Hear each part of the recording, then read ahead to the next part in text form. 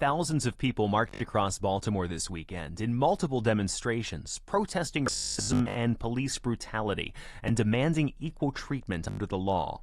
The marches blocked traffic, and at least one on Saturday spanned several city blocks. WYPR's Rachel Bay has more.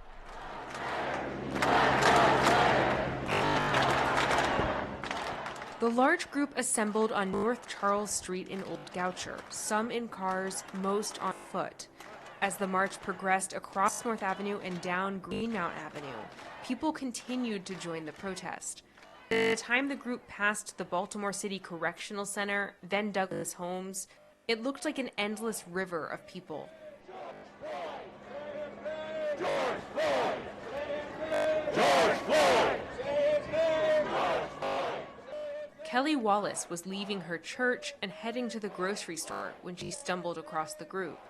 She decided to join in, a plastic Safeway bag swinging from her arm.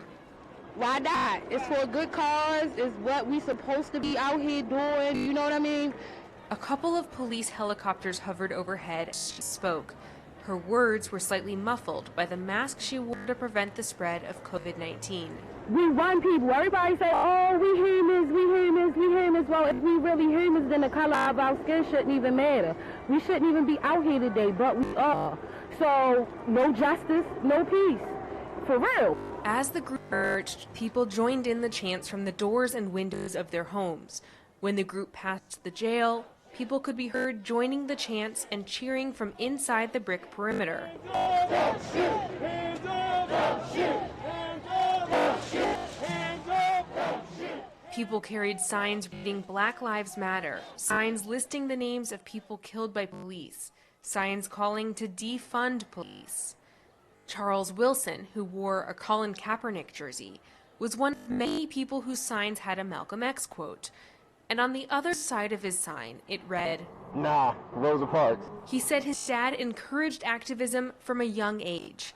He came from Silver Spring to march with his girlfriend and his cousin. Being a black man and growing up in America, I mean, I've personally faced a lot of racism, and any way I could show a stance against oppression and injustice, I'll do so. Tiana Boardman is a law student at the University of Baltimore.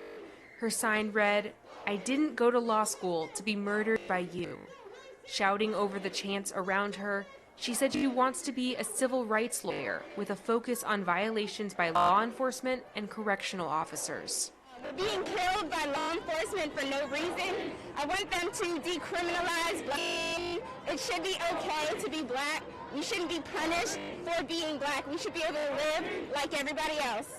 Meanwhile, hundreds more joined a protest that started on Morgan State University's campus. I can't breathe! I can't breathe! I can't breathe! I can't breathe! Joy Barton spoke to the group through a megaphone outside the Baltimore City Police Department's Northeast District station.